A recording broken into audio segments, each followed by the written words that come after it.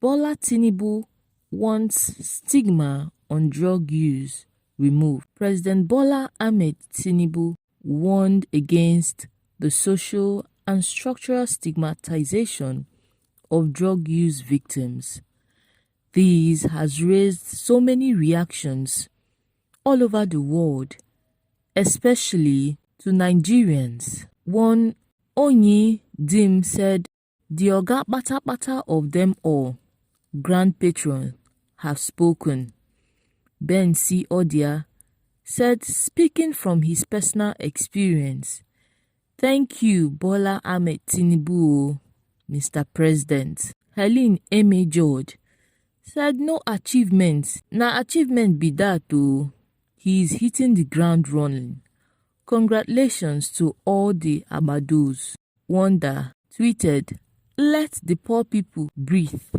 Okibe tweeted, "Congratulations to the Boys and Weed Smokers Association. Daniel has come to judgment." Paragon Ventures said, "Like father, like son." Pure Heart tweeted, "Bola Adekunle Tinubu, our Chicago student. Oga at the top, protection guaranteed." Engineer Dominic tweeted, "He's now paying his role and living up to expectations. He can betray himself or disappoint his kind. That's because he knows that so many of them at the top are on it. But this time, he wants the poor to breathe." Nice one, Grandmaster of them all. Others tweeted, "President Bola Ahmed Tinubu's concern about drug stigmatization is understandable, but he forgets that no one forgets the dance steps learned in his youth. Therefore, that President Bola Ahmed Tinubu is or was a drug baron cannot be removed from record.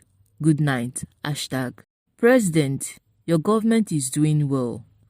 We will continue to pray for you without looking back.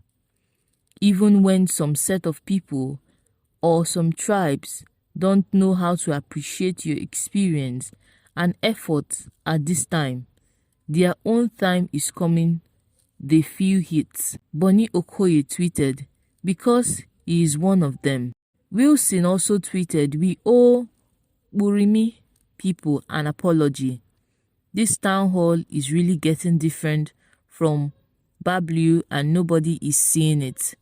Just wait until it gets to Blue Blah. Then everyone's eyes go clear." Another achievement added. Others tweeted, people like Carl said, "Those stigmatizing you should be jailed and brought to book. Enough is enough. Asiwaju, I love you. We can't be bringing down our president." Bright also tweeted, "When Buhari was in charge, his boys' headsmen were untouchable. Nigerian Pablo Escobar is now in charge. Certainly, he will give immunity to his boys and fellow drug users. Your family first, we understand." Nonso also tweeted, on Carlos, all men is free to eat. We move." We also have other tweets on this. We'll read a few. Kelechi Casey said, "Person we understand the business. Canada, USA, all are making money from this. Rather, we keep wasting them in the name of irradiating it. Yet it seems they are fighting nothing. The main business they fought so hard to get him into office is about to start."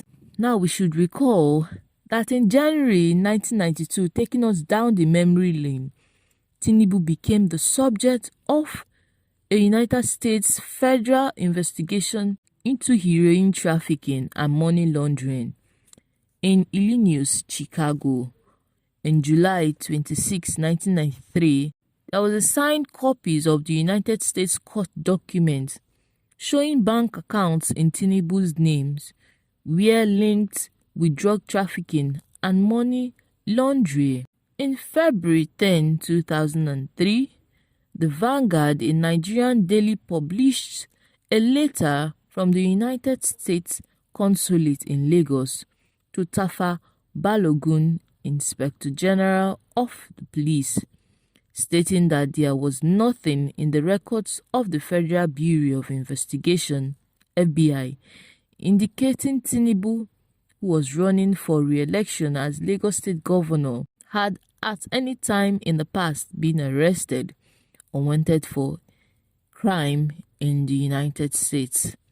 According to the letter, signed by Michael Bonner, the legal attaché in the consulate, following a check of the records of the Federal Bureau of Investigations (FBI), National Crime Information Center (NCIC), said there were no criminal arrest records, warrants or warrants for Bola Ahmed Tinubu. In 2015 to 2017, the Daily Beast, a New York-based news website, published a story on April 27, 2015 and updated April 14, 2017 that said Tinubu had to forfeit nearly $500,000 to the United States Treasury Department after being named as an accomplice in a white heroin trafficking and money laundering ring that stretched from West Africa to the United States Midwest, according to Michael Weiss, who wrote the story.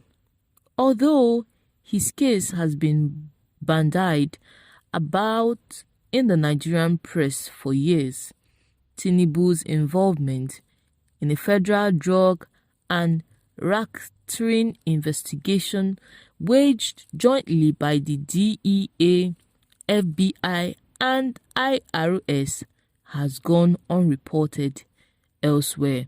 Going down to July 13, 2022, 3 months before the 2023 elections campaign kicked off, David Hundeyin, an independent journalist, revisited Tinubu's narcotics-linked forfeiture with a story, Bola Ahmed Tinubu from drug lord to presidential candidate, published in his news later West African Weekly. The newsman, in his investigation, was the first detailed report to delve into the District Court of the Northern District of Illinois court document from the 1993 heroin trafficking.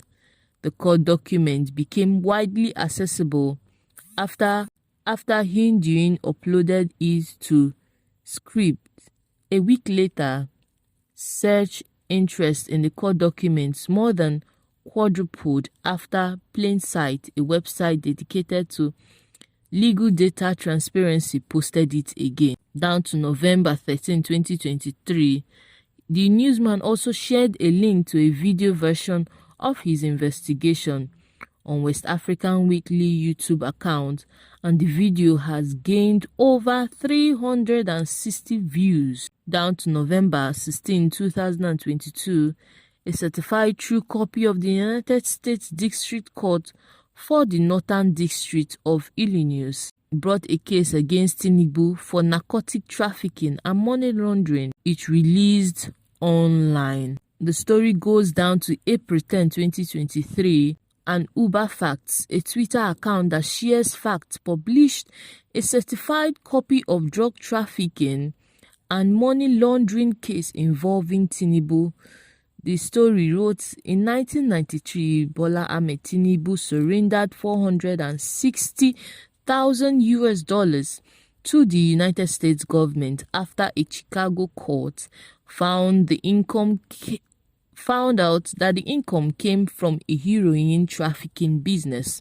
Uber Facts tweeted this. The platform, with over 3.5 million followers, gained 12.5 million views, 5,600 retweeted it, and 7,324 quotes in 24 hours because of this tweet. It is the most engaged African-related tweet of Uber Facts, which rarely posts facts about the continent. Daily Loud, a Twitter account with 1.6 million followers, also made the court document a trending topic, tweeting that in 1993, Bola Ahmed Tinubu surrendered $460,000 to the US government after a Chicago court found the income came from packing and shipping heroin. Now, within the space of 9 months, from July 2022 to August 2023, the drug case involving Tinubu has generated over 10 million engagements in likes, retweets, quotes, reviews, and shares across various social media.